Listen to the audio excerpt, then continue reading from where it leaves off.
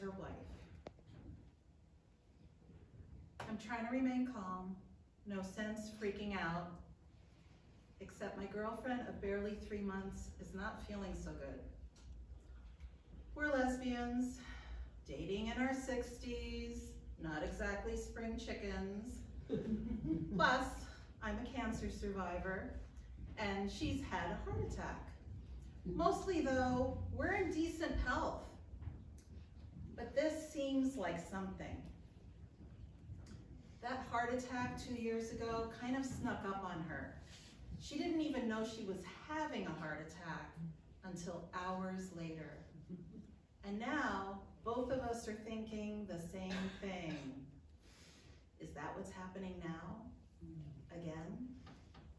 Of course, neither one of us says this out loud. Sweetie, would you like me to drive you to the ER? She's not sure and wants to wait about 15 minutes. So we wait.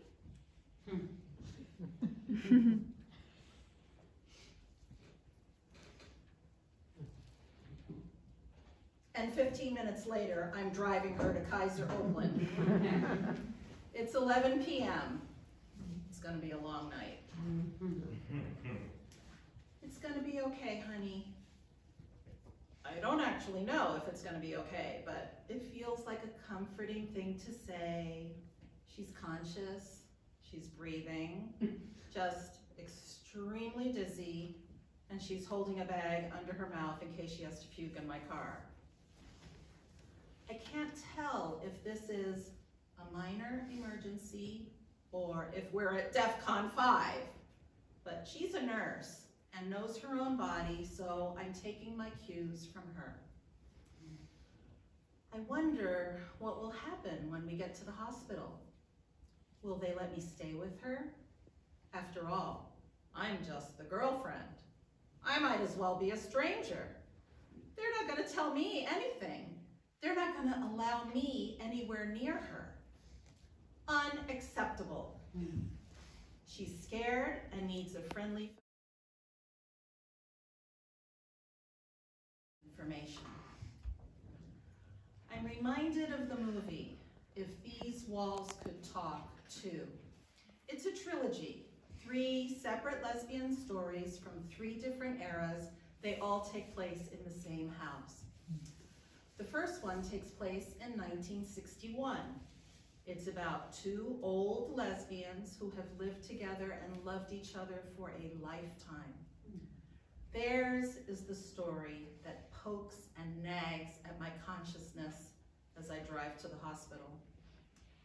In the film, the character Edith spends the night in an ER waiting room, expecting to get information about her partner who has fallen from a ladder due to a stroke.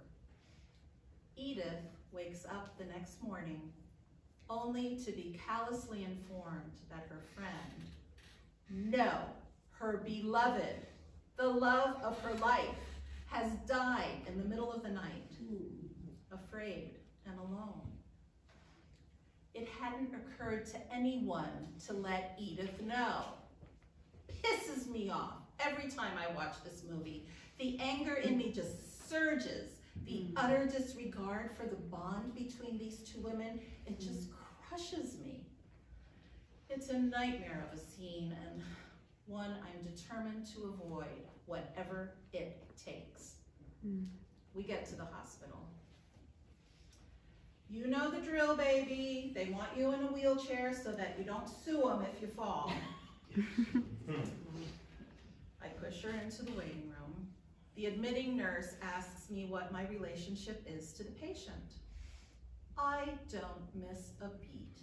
I'm ready for this question. I'm her wife. My girlfriend doesn't even flinch. We're in cahoots without having exchanged a single word. I surreptitiously transfer a ring on my right hand to my left hand, you know, to make it look like we're married. Of course, it's not 1961 any longer, thank goodness. And the admitting nurse doesn't even blink when, as a woman, I use the word wife to describe my spouse. The lie about our marital status goes undetected and doesn't even warrant a raised eyebrow. Perfect. One less thing to stress about. I'm sure I've broken some law or at least committed fraud, but I don't give a shit. They are not separating us. Except that it's the summer of 2021, COVID. ER waiting rooms don't even exist anymore. I have to actually leave the hospital until they can find her a room, and they tell me to call in an hour. I go back to my car and wait. 1 hour and 1 minute later, I call. Hello, I was given this number to call about my wife. They told me I couldn't be with my wife until she had a room. Does my wife have a room? Can I come see my wife? I sure would like to know how my wife is doing. I know. I keep saying my wife. It's so weird. I mean, we've only known each other for 3 months. We haven't even talked about shared living space, let alone a shared life. Okay, I'll be right there. How are you doing, babe? She looks a little more relaxed. They've given her something for the nausea. They've poked and prodded and taken images. Now it's simply a waiting game. I've done this before, sat and waited in an emergency room, waiting for test results, waiting for a doctor to become available to interpret the test results, waiting for news, hoping it's good, bracing for the worst. I want her to feel supported. I want to give her a safe space to be afraid or whatever it is she needs to feel. I want to ask smart questions when the doctor comes in. Mostly, I want to take her home and hold her in my arms and assure her and myself that we're going to have more time together. Love is a risk.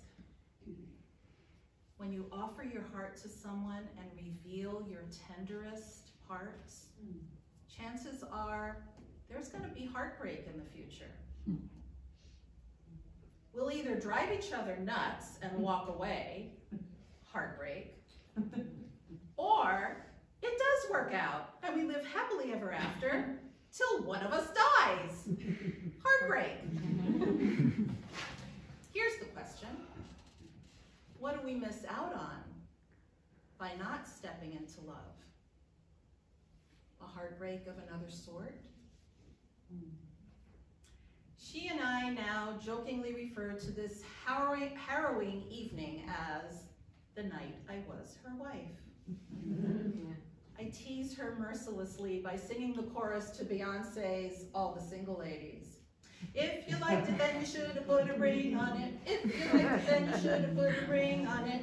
Whoa, oh, oh, oh, oh, oh, oh, oh, oh, oh, oh. Look, I'm not suggesting she should propose marriage to me before somebody else scoops me up. And making a proposal of my own is the last thing on my mind.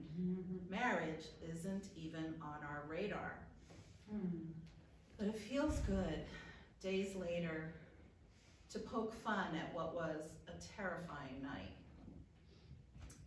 The scare has passed. Her prognosis is excellent. Turns out it wasn't a heart attack, but it's painfully obvious that as women of a certain age, we've come into each other's lives with some medical baggage. And yet, why should this discourage us, either one of us, from venturing into romance or even love? And who knows? Maybe this is love. I'm apparently in this with her. I'm not going anywhere. This medical hiccup may have alarmed me, but it hasn't scared me away. We've barely known each other for 3 months, but that idea of losing each other isn't hypothetical any longer. everything has come into sharp focus. This emergency has clarified our status. The whole wife thing was less about what we called each other and more about assessing our level of commitment to each other, to this idea of us as a couple. I've realized in this moment that I am all in. For whatever reason, the universe saw fit to connect us in our later years. There's definitely more life behind us than ahead of us, and that's just simply our reality. But here's what I know now for sure. From this day forward, in sickness and in health, for better or worse, ring or no ring, as her girlfriend, her lover, her partner, her best friend, whatever she chooses to call me, I am hers. So universe, you have my attention. I hear the questions you've aimed at my heart. Do you, Selenia, take this woman showing up in your life at this time? Do you take the full joy and the full catastrophe of your two separate journeys converging into one? Do you take the risk of devastating heartbreak that inevitably comes from stepping fully, mind, body, heart, and soul, into love? You bet, universe. Humbly, gratefully, intentionally, I do.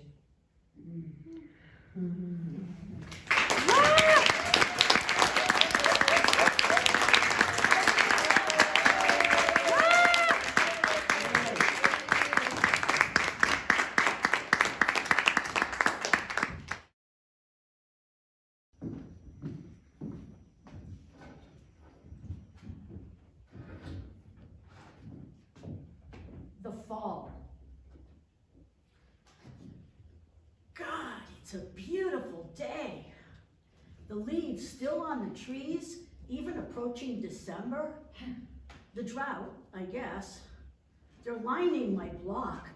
Brilliant scarlet, bright golden yellow, fiery orange, dazzling when the sun shines through.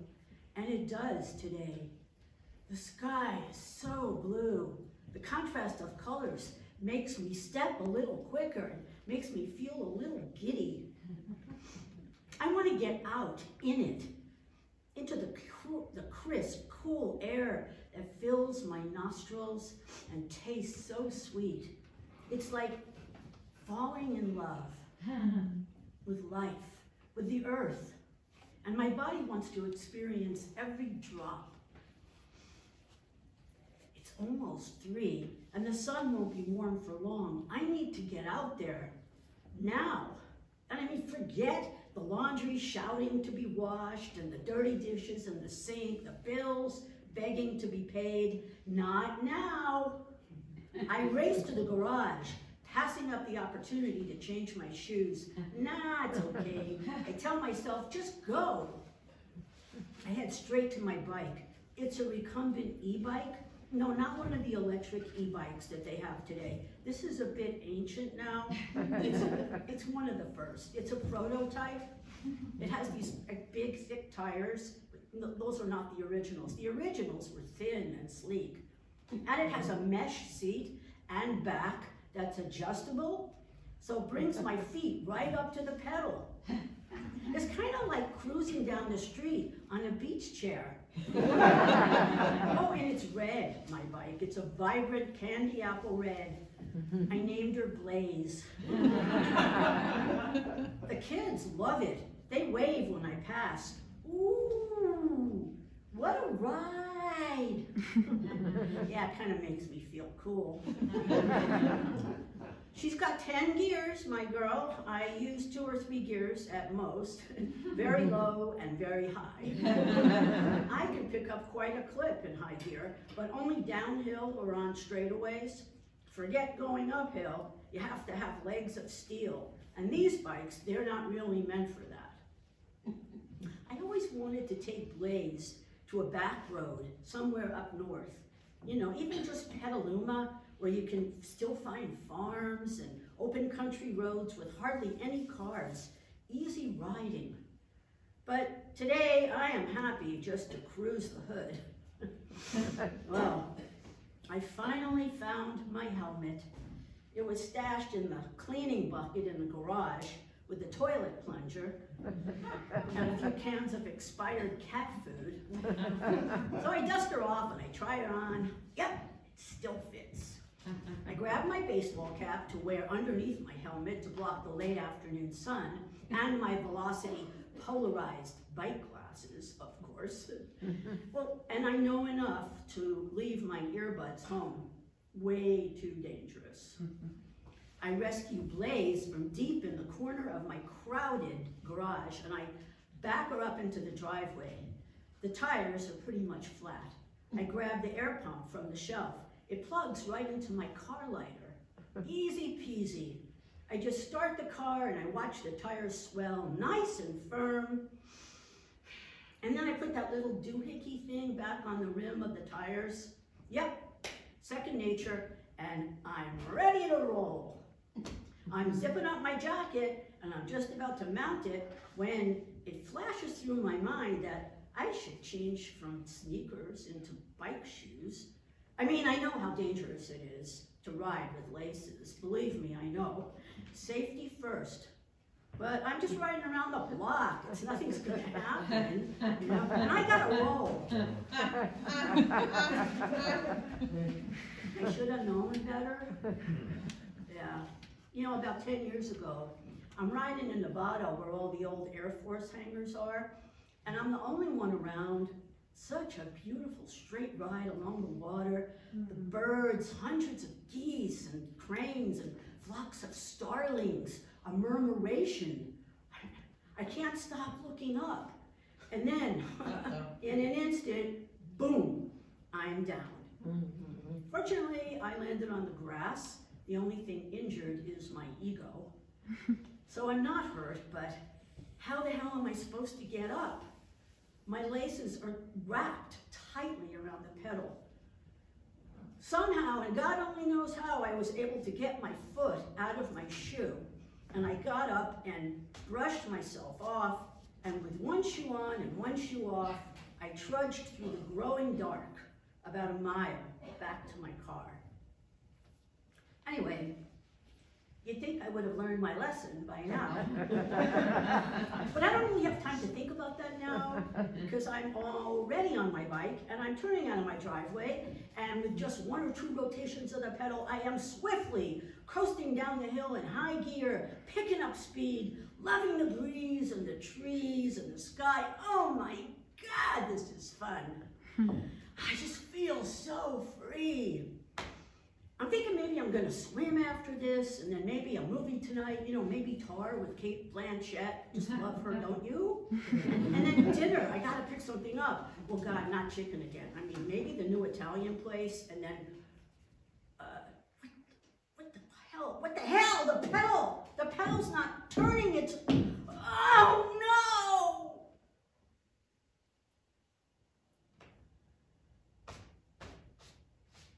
When I was a little kid in the Bronx, I remember when my dad took the training wheels off of my Schwinn, and I rode alone down the street for the very first time without my dad and my brother on either side.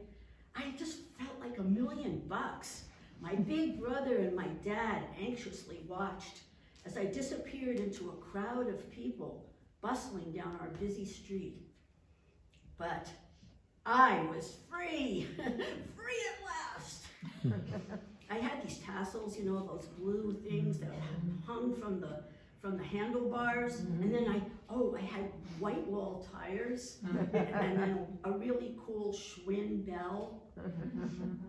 But I really wanted to be like the big boys who put playing cards in their spokes that made that really cool. That day, on my first solo ride, I was fearless. I flew past the park and the courthouse and the scary women's house of detention.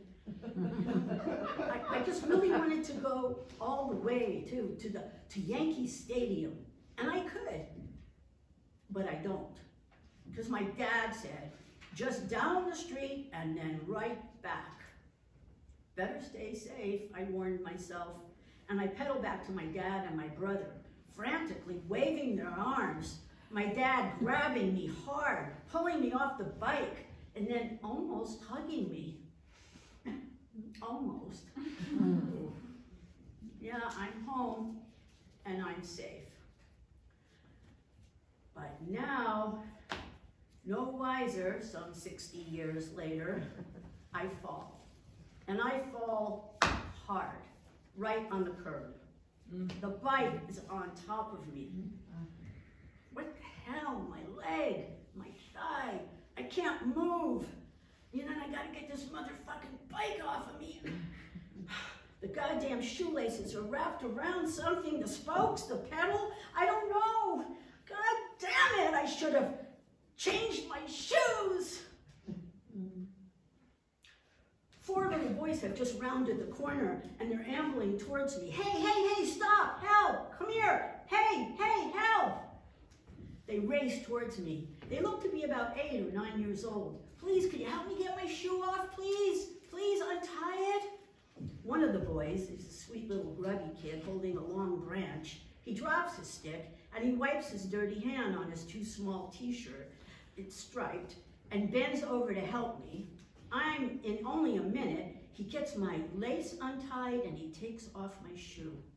And my foot is free, but I am still in trouble. Want us to help you get up? No, no, no, no, I can't move, don't. I realize then that something is really wrong. The pain is unbearable. Please, just go get your mother, okay? They just stand there, frozen, like staring at me like I'm some kind of crazy woman, which at this point I am. Now I shall go, run, run. The striped t-shirt boy takes off in a gallop. The others follow behind. As I'm lying there on the ground, on the hard concrete, looking up at the sky, I'm under a gorgeous yellow-leafed maple tree, and a squirrel. I watch him scamper up the branches. And then, I see a hummingbird flutter to a nearby agapanthus. I try to roll over. Ow! Oh! Oh! A young woman in a print dress with wavy platinum hair rushes towards me. She's carrying a tiny baby in a sling tight to her chest. I remember her vaguely from the pool last summer. I look up at her. Please, can you help me? Oh, well, did you call 911 yet? Geez, lady, I think, look at me. I can't get to my phone, okay? Could you please call them for me? Oh, of course. My mind is reeling now with little angry, judgmental thoughts about her and her damn little baby. Gaping down at me with her fancy white sunglasses, and I just kind of want to hate her. But I need her help. But after she calls, she's kind enough to stay with me and wait for the ambulance. And it turns out she is a lovely, caring woman. She seems genuinely concerned. Oh, well, what happened to you? I mean, how did you fall? Did you lose your balance? Or... Meanwhile, the offending sneaker, the one with the laces and knots, is lying right there on the pavement in silent accusation. Within minutes, a fire engine pulls up with lights flashing, sirens screaming, and 3 giant EMT guys leap out, swarming around me with a million questions. In what feels like a minute, an ambulance shows up and 2 medics leap out. The fire truck guys pile back onto their truck and disappear. And then the 2 ambulance guys are now kneeling beside me. They keep calling me Margie, like we went to high school. One has dark, curly hair, and the other has braces, probably for his buck teeth. Yeah, what's your hospital? Curly asks. He seems to be the one in control. Novato, I gasp. Well, Marin General is better for this kind of thing. Oh, okay. Oh, sure. You know, I mean, whatever you think. I don't usually use Marin though. God, I stopped myself. This is really not a time to argue. Bucky is now inspecting my bike for damage. Neighbors are streaming out onto the street. I'm feeling kind of embarrassed. I don't want to be pigeonholed as the klutzy neighborhood senior that crashed her weird bike. The one that, you know, always wears that Pride baseball cap. Before I know it, Curly and Bucky are lifting the bike off of me, and then they're rolling me onto a stretcher. Jesus, no, no, don't, I cry out. Someone is shrieking at the top of their lungs. Stop! Stop! Oh my God, it's me. I'm administering fentanyl, Curly calls out. Check, Bucky says. Fentanyl? Wow, really? I mean, I must really be hurt. I get very anxious. I mean, didn't Michael Jackson die of fentanyl? And Prince? You know, I want to say something to the guys. I mean, come on, guys. You know, like, it's not like I was in a car wreck or anything, you know? I mean, I just fell off my bike, for Christ's sake. But then, after a few seconds, I don't really care about Michael. Thanks, really. And I don't really give a flying fuck if it's dangerous because, you know, the air is just so crisp. And the sky is so serenely blue. Gosh, there's really nothing to do but float under a brilliant yellow maple leaf tree on a beautiful fall day.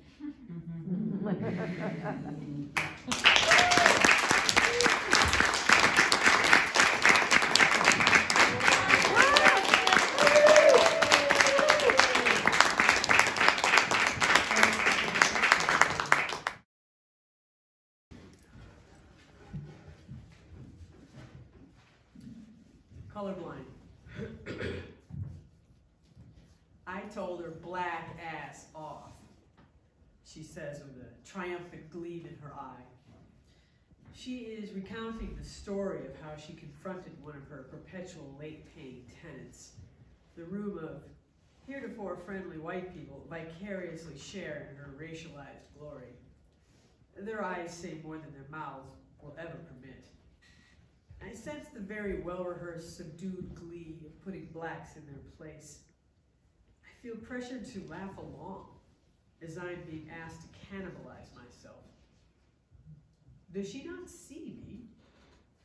When you know white people for so long, does your blackness become invisible or simply tolerated? Does my face betray the betrayal? If it does, she doesn't notice. As time goes by, I begin to see that ugliness in sharper relief. It just keeps happening. She tells me she heard about black boys killing white girls to get in the gang. I think to myself, she's got to be kidding, right? She's not. It's like a slow, horrible train wreck right before my eyes. She tells me the GPS accidentally took a friend through a really awful neighborhood. Why, they were the only white person there.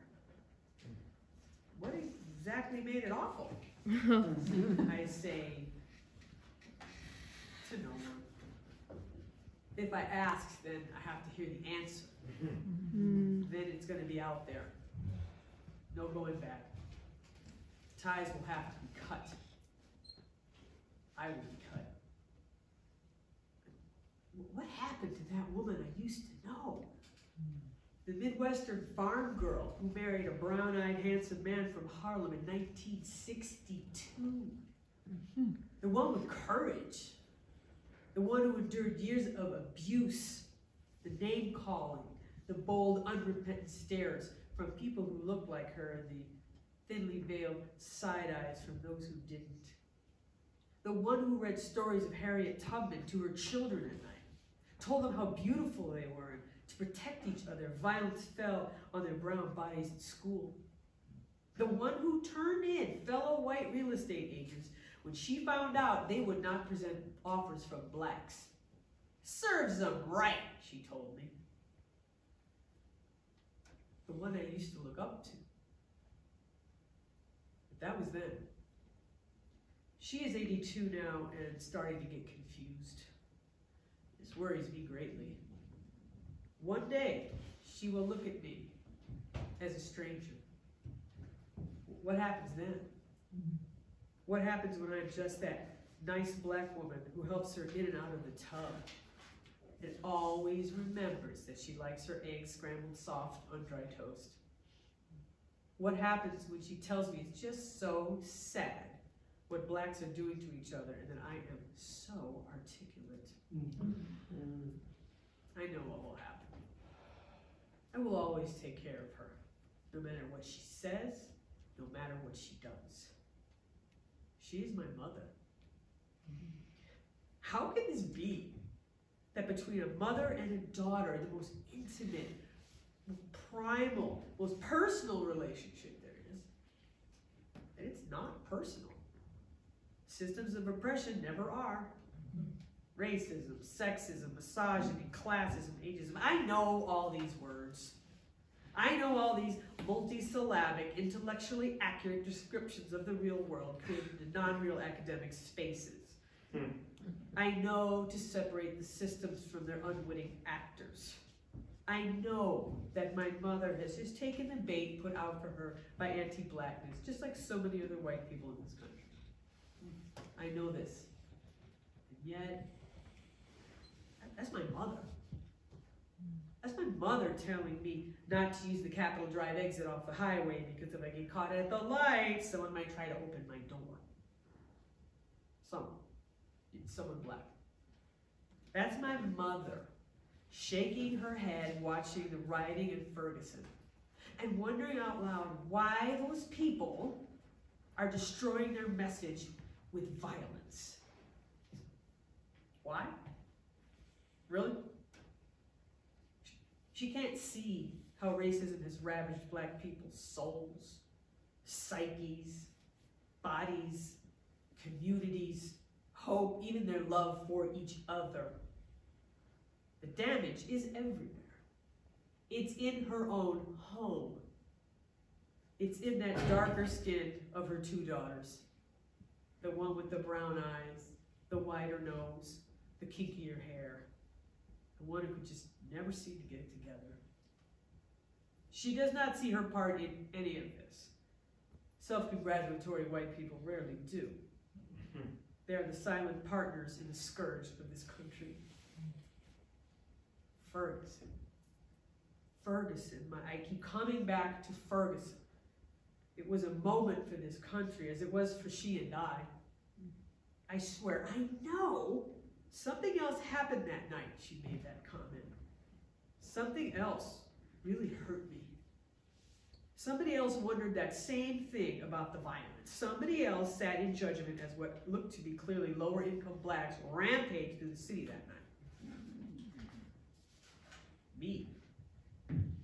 It was me. There's another silent partner. My lifelong friends. The bougie blacks. The talented 10. The eye-rolling, sigh-heaving, ghetto-despairing, grammar-correcting Bill Cosby's of the world. We went to Howard, Harvard, Princeton, Hampton Institute. The club I am secretly proud to be a part of. My membership dues are on auto-renew. I can cancel at any time, but I don't. Turns out I am not an innocent bystander in this racist Groundhog Day. Much as I would like to be the tragically special and self-righteously long-suffering heroine of this story, I'm not. I'm just looking for an enemy. Enemies can be seen, touched, hurt, paid back. They can be the bad ones, the evil ones. Funny thing, that evil. Alexander Solzhenitsyn wrote the Gulag Archipelago, and he said, "Gradually it was disclosed to me that the line separating good and evil passes not through states, nor between classes, nor between political parties, but right through every human heart." Where's your line?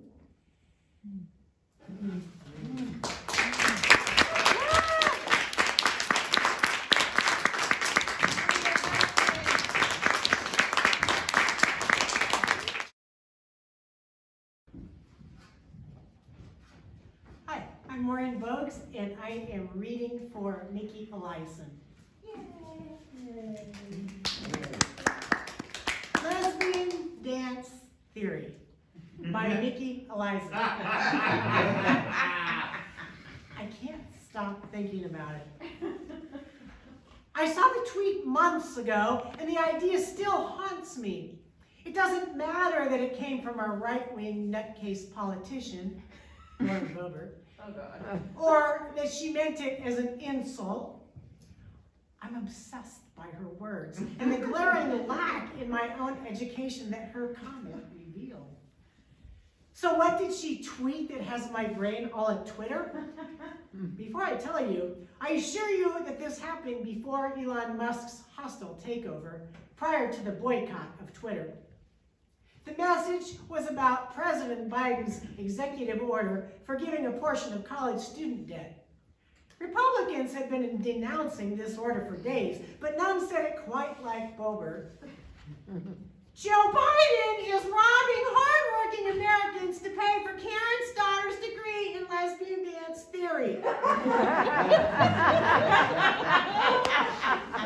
Let me repeat it so it will sink in. Joe Biden is robbing hardworking Americans to pay for Karen's daughter's degree in lesbian dance theory. There's a lot to pick apart in this short tweet. Why would she use the example of a Karen? Isn't she herself a Karen? A white, right-wing racist woman who constantly acts like a victim and uses her privilege as a shield to harass others. It would have been more clever to say, Hillary Clinton's daughter's degree. Boebert isn't the sharpest tool in the toolbox, so it's not surprising that her comments are not as clever as she thinks. But that's not the part that had me thinking about her comment for weeks. It's the idea that someone could think that you could major in anything lesbian related. There are precious few courses on any aspect of LGBTQ lives, and where such coursework is available, there's very little of it that is lesbian specific. In fact, the term lesbian is archaic these days, with fewer people choosing to identify that way. Lesbians are being erased in the academy, not seriously considered in either women's studies or queer studies, or they get lumped into umbrella of queer or LGBTQ without considering the unique histories of each separate group. There are very few lesbian bars, bookstores, or coffee houses left either. These were the community socialization spaces where women used to learn how to be lesbians. If you want to know lesbian history or culture now, you have to teach yourself by finding obscure books, films, and articles in dusty corners of the internet and the library. So I did some research on lesbian dance theory. I found that the phrase has been around for 20 years in right-wing media. Tricia Crimmins of the Daily Dot traced it back to the early 2000s when it was used as an umbrella term for all the college majors that don't earn their graduates much money, and thus are deemed of no use to conservatives. In 2015, Ben Shapiro said that women shouldn't be allowed to have abortions because they would just go back to school to get degrees in lesbian dance theory. I knew Lauren Boebert wasn't smart enough to come up with this term, but her tweet brought it into the mainstream. The comment triggered memories about wanting to see myself represented in the curriculum when I was in college. In my years of higher education, from 1971 to 1984, I never once heard a professor refer to lesbians. I was never assigned a book or a reading that talked about queer people of any sub-community. The one mention of anything queer was in a psychiatric nursing class in 1972, when the instructor said, "If a man has more than 2 tattoos, he is either a sailor or a homosexual."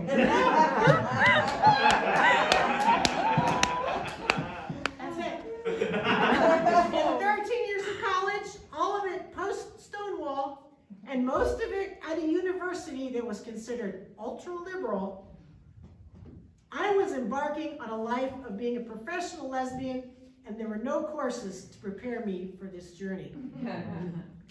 So, what is lesbian dance theory? I think it's a metaphor for negotiating life as a lesbian, that delicate dance of living in a world that considers women and lesbians as inferior beings, a world that is often unsafe and trivializes us. This dance of lesbian life manifests in many different ways. A few months ago, I devoured the new TV series, A League of Their Own. In the 1992 movie version, lesbians had been subtly implied but never acknowledged. I realized that softball is one of the historical forms of lesbian dance theory, and that I had learned more about lesbian culture on a softball diamond than almost anywhere else. I played many sports as a kid and lettered in basketball, softball, and track in high school. My first adult softball team consisted of straight nursing coworkers in Iowa City. The only thing I learned about lesbians was when our male coach pointed out the lesbians on other teams in the league so that we could avoid them. This was in 1974, about 8 years before I came out publicly. But softball was partly responsible for my coming out. You see, I played the position of catcher. With its unique perspective. I had to seriously consider my own sexuality. My second softball team in 1984 was another story. The Blue Stockings consisted of lesbian feminist professors and graduate students. The umpire would yell, "Are you going to talk theory or play ball?" We talked about whether it was feminist to want to win, and had a non-hierarchical structure with rotating positions, which, by the way, was not conducive to winning. Whether the team was feminist or not. I learned so much from observing the dynamics on the team and in the stands, the flirting, the crushes, learning who was with who, and who were exes, and which exes hated each other, and which ones were enmeshed ex-lovers. I discovered who was non-monogamous and who was in the closet, and the ways that women defined butch and femme identities. At softball, the butches were on the field, the femmes in the stands. I relearned the joy of being physical, of running and sweating and sliding into bases, of going home covered in dust and chalk. I learned about the politics of women loving women and all the varieties of political views of lesbians. If I had been able to study lesbian dance theory before I joined a softball team, I might have learned the nuances of relationships with women. Instead, I selected several incompatible dance partners in those early days. I struck out on too many occasions. I'm retired now, so maybe it's my mission to make Bobert's smart alecky message into a reality. The study of lesbian dance theory could address the different dance moves among lesbians by varying gender expression, ethnicity, education, generation, geographic or cultural region. There is huge diversity among lesbians to study, from country line dancers to urban disco dancers to swing dancers, dyke cloggers, and black swan ballet dancers. There is a need to study technique and approach. Who does the asking of, do you want to dance? Who leads? How often does the dance progress to dating to relationship? There's an old joke. What do lesbians bring on a second date? U-Haul. Thank you. But no one has explored what happens after lesbians dance together for the first time. How do lesbians negotiate a second dance? How do they keep the dance fresh and exciting after years of domestic drudgery? I want to write the book to preserve the culture before lesbians become fully extinct. Yeah. Now that lesbian softball leagues, bars, bookstores, and coffee shops are largely a thing of the past, how do women learn how to be a lesbian? Could a book on lesbian dance theory resuscitate lesbian culture? Or will my book be classified as ancient history? I want to open a school where students can immerse themselves in lesbian history and culture and learn who they are and where they came from, on whose backs they have climbed to greater rights and to more representation in the culture. Like how we got from A League of Their Own, the movie, to A League of Their Own, the TV series. I don't care if the younger generations call themselves lesbians or not. Everybody gets to define themselves as they see fit. But I do want to preserve the rich history of those early lesbian activists, of the courageous women in softball cleats and the dykes on bikes leading the parades. I want them to be remembered as the pioneers that they were, opening up the dance floor for generations to come. Usually, very little good comes out of the mouths of right-wing politicians like Lauren Boebert. But I guess I'll have to give credit where credit is due to the one who opened my eyes to the concept. Who knows? Maybe my research will pave the way for Boebert's daughter to major in lesbian dance theory.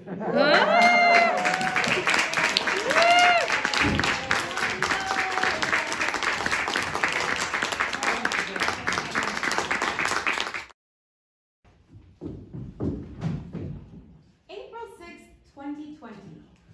Oh, San Francisco is so 2005 right now. I fucking love it. There's no traffic, there's no smog, it's quiet and beautiful and peaceful. Hey, promise me when we come back from this, let's not allow Uber or Lyft to clog our air. Pretty please. March 25th, 2020. Do you ever feel like we were a conquest for the tech industry? Like it came in uninvited, didn't acknowledge the cultures that we had already established, took over, and kicked us out. And we were all left with our hearts falling out of our chests. I feel that way.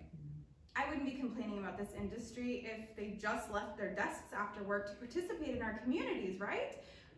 Or do the artists have to go to them? Who's down for a wine bar takeover? But only after happy hour, because otherwise $14 for a glass of wine, get the fuck out of here. My friend used to buy drugs at a house in Hayes Valley. I'm not saying it was good, but I miss CD flavors. Be honest, you do too. I once got shot at 25th and Cap. I got caught in a gang crossfire. I'm not saying that was good either, but it was exhilarating. I just miss the spice of the mission, you know? There's like no balance of crime and bouginess. Gang members shouldn't have to commute in. That is not fair. I was out yesterday videoing Chinatown and Union Square on my bike. It was a ghost town, but there were still some folks out on the street. I didn't go to the Tenderloin. I doubt Gavin's plan to lodge everyone has worked that fast. Something was different about them. They seemed sadder. It was weird, like they were lonelier now more than ever, now that nobody was there to ignore them. August 21st, 2019. The before time. I'm in a lift in the back seat and a drunk girl is riding in the front passenger seat. She comments on the driver's music. What is this? It's like reggae Vietnamese? Are you Vietnamese? What reggae? This is great. I just like, very relaxing. It's like reggae. Me in the back. It's not reggae, it has a totally different time signature. It's more like folk music without lyrics. This is great, it's so good. Very relaxing, yeah. Me. Who am I kidding? Nobody listens to music snobs. I guess genre doesn't matter when everyone agrees that it's great. Can that be true for everything? February 24th, 2018. Chinese New Year! Year of the Dog. Tourists yelling obscene frustrations crammed into narrow sidewalks like chickens in a factory farm, trampling each other on accident, on purpose. 3 dragons, lion muppets, and the dog. Marching bands parading through Union Square, not enough time to appreciate it all. A fabulously dressed, statuesque man in a wig turns the corner of 2-legged cattle and responds to a strange look from an old woman. This is it, honey. I'm gayer than gay, and I live in an apartment that costs $24,000. I wonder if that's true. And she does not care. Pink petals cover the streets. Oh, it's beautiful. A man can't get through the edge of the barrier and yells at a Chinese officiant. This is embarrassing! How do I get out of here? Fuck you people! It's not his holiday. It's not his neighborhood. It's not even his town. A deconstructed dragon is dragged down the alley by at least 20 kids. No, no, no, no, no, no, no! The lady at the bakery sees my disappointment at her closed sign just as I'm arriving, and she promptly opens the door to sell me one last Guy May bow. I'm satisfied. A man stumbles up Jackson Street to get home. Completely drunk, colliding into poles for support. Brace yourself, you're going to fall. Just wait at the corner, man. Passing by me is a guy and his girlfriend swirling a light that blazes like fire. And I turn around and look down the hill. There's our pretty little bridge with lights that never fail. And suddenly I realize I'm at my old house on Leavenworth. Oh, so many memories. My cat's first home, the top floor with the view of the city and its endless possibilities. I loved here. I cried here. I even saw someone die here. But it brings me peace. The underground trolley tracks grinding away remind me that life and death don't wait. May 31st, 2016. Creep alert! I'm by myself at 12:30 a.m. at Civic Center waiting for the bus.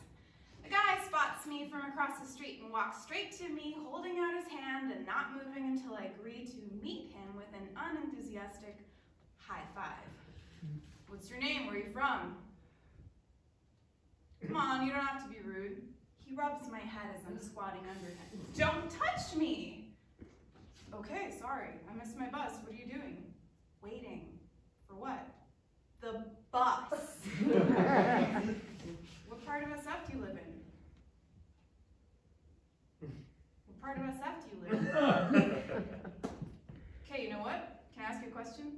all you've been doing is asking me questions.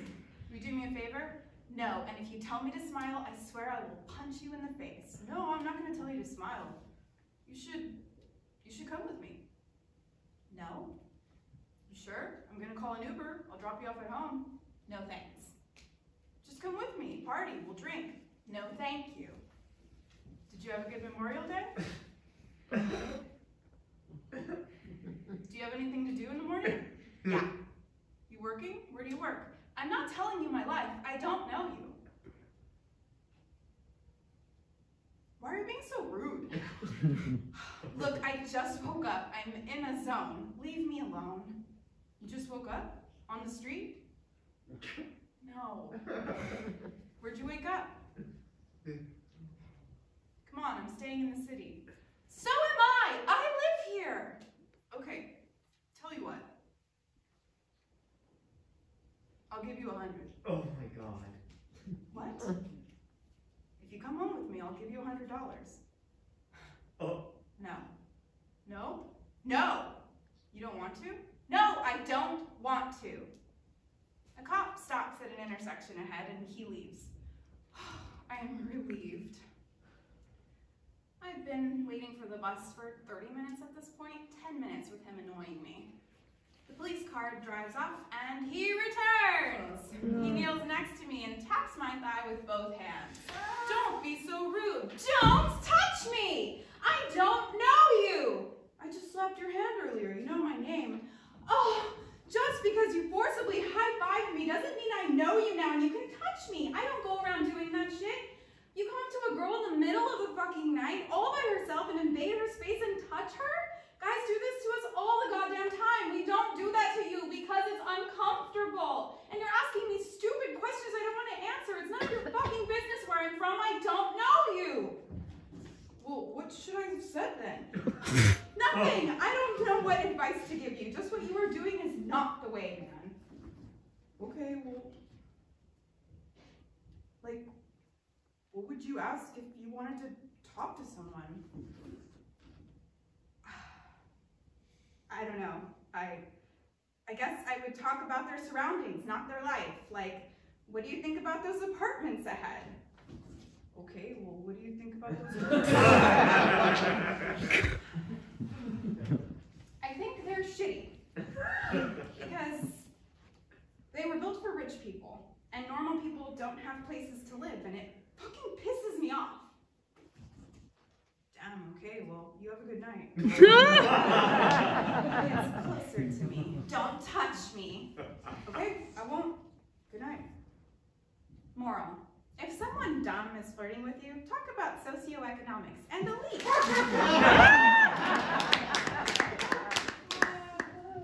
I was reminded yesterday, December 16th, 2015, of how speaking your mind can be dangerous. About a year and a half ago, I rode in a cab and the driver mentioned to me that he hated dogs and professed his disgust towards humans for providing for them and picking up their shit. I gave it a few seconds thought, and staring right into his rearview mirror, I sarcastically said, "Oh, I feel you. I feel the same way about women. Like, sometimes I'm like, God, shut the fuck up. If women stopped talking, we'd all be a lot better off, am I right?" He didn't say anything. The rest of the 15-minute ride was dead quiet. About a month later, poisonous meatballs started killing dogs in the city. It was a gross and sad time, and I could not shake the eerie feeling that it was him. Did I push him to do that? Oh, me and my big mouth! June 15th, 2015. I'm only staying in SF to keep it weird. You're welcome. April 14th, 2015. Nobody's weird anymore. I hate this. November 9th, 2014. I met a girl today who was showing her tourist friend around. She was going to take her to Fisherman's Wharf. I suggested they go to Dolores Park instead on such a warm day. She asked, "Will everyone there be on drugs?" I thought, oh, you must live in the marina. What I said was, drugs? Some people will be, but you won't notice the difference. Everyone's crazy here. Then I adjusted my bunny ears and I hopped away.